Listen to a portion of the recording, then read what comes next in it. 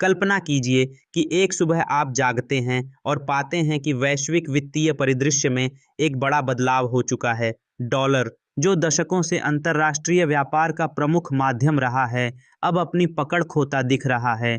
और इस परिवर्तन के केंद्र में है भारत, जिसने 30 देशों के साथ मिलकर डॉलर की निर्भरता कम करने की दिशा में एक साहसिक कदम उठाया है। 24 मार्च 2025, यह वह दिन है जब भारत ने दुनिया को चौंकाते हुए घोषणा की कि उसने 30 देशों के साथ मिलकर डी डॉलराइजेशन की प्रक्रिया शुरू कर दी है। इन देशों के 130 बैंकों ने भारत में रुपए में ट्रेडिंग के लिए विशेष वस्ट्रो अकाउंट्स खोले हैं। भारत ने संयुक्त अरब अमीरात, यूएई, इंडोनेशिया और मालदीव के साथ लोकल करेंसी सेटलमेंट सिस्टम लागू किया है, जिससे अब डॉलर की बजाय सीधे रुपए में व्यापार संभव होगा। लेकिन यह कहानी यहीं खत्म नहीं होती। आइए इस महत्वपूर्ण कदम के पीछे के इतिहास, कारण और संभावित प्रभावों पर गहराई से नजर डालते हैं।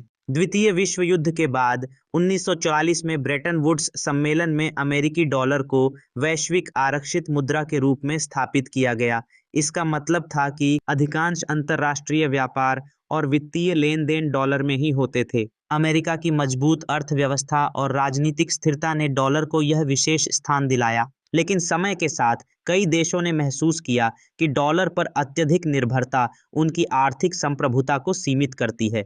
विशेष रूप से जब अमेरिका अपनी नीतियों के माध्यम से वैश्विक वित्तीय प्रणाली को प्रभावित करने लगा, तो अन्य देशों में असंतोष बढ़ने लगा। डीडॉलराइजेशन का मतलब है डॉलर की निर्भरता को कम करना और अंतर्राष्ट्रीय व्यापार में अन्य मुद्राओं का उपयोग बढ़ाना। रूस, चीन और ईरान जैसे देशों ने पहले ही इस दिशा में कदम उठाए हैं। रूस ने यूरो और युआन में अपने व्यापार को बढ़ावा दिया है, जबकि चीन अपनी मुद्रा रेनमिनबी को अंतर्राष्ट्रीय स्तर पर स्थापित करने के लिए प्रयासरत है।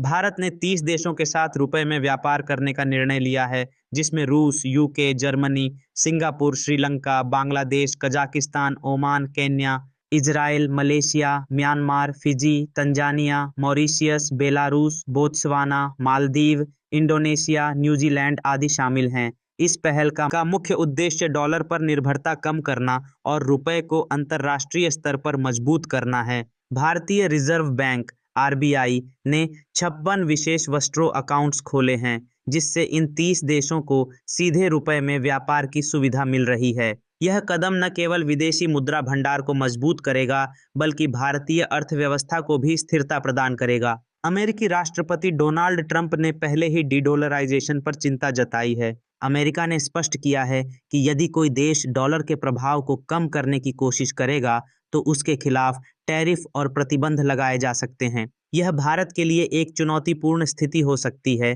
क्योंकि अमेरिका भारत का एक महत्वपूर्ण व्यापारिक साझेदार है। किसी भी मुद्रा को अंतर्राष्ट्रीय बनने के लिए 3 शर्तें पूरी करनी होती हैं। 1, वह कई देशों में ट्रेडिंग और निवेश के लिए इस्तेमाल हो। 2, उसकी स्थिरता बनी रहे। 3, उसमें ज़्यादा ग्लोबल ट्रांजैक्शन हो। आरबीआई ने रुपए को मजबूत करने के लिए नए कदम उठाने शुरू कर दिए हैं, जैसे यूपीआई को ग्लोबल पेमेंट सिस्टम से जोड़ना, भारतीय सरकारी बॉन्ड को ग्लोबल इंडेक्स में, विदेशी निवेशकों को रुपए में निवेश की सुविधा देना आदि। जब रुपया मजबूत होगा, तो विदेशी मुद्रा सस्ती होगी, जिससे विदेश यात्रा का खर्च कम होगा।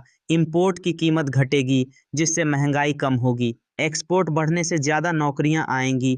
भारतीय कंपनियों को डॉलर में ट्रांजैक्शन नहीं करना पड़ेगा, जिससे लेन देन आसान और सस्ता होगा। भारत ने डॉलर की बादशाहत को चुनौती देने के लिए डीडॉलराइजेशन का सबसे बड़ा कदम उठा लिया है। 30 देशों के साथ रुपए में व्यापार करके भारत ने ग्लोबल फाइनेंशियल सिस्टम में अपनी जगह मजबूत कर ली है। अब देखने वाली बात यह होगी कि क्या अमेरिका भारत के खिलाफ कोई बड़ा एक्शन लेता है या नहीं। आपको क्या लगता है, क्या भारत का रुपया एक दिन ग्लोबल करेंसी बन सकता है? हाँ या ना में कमेंट करके जरूर बताएं। इस वीडियो को लाइक और शेयर करें, हमारे चैनल को सब्सक्राइब करें और बेल आइकन दबाएं ताकि आप हमारी अगली वीडियो मिस न करें। जय हिंद, वंदे माँ।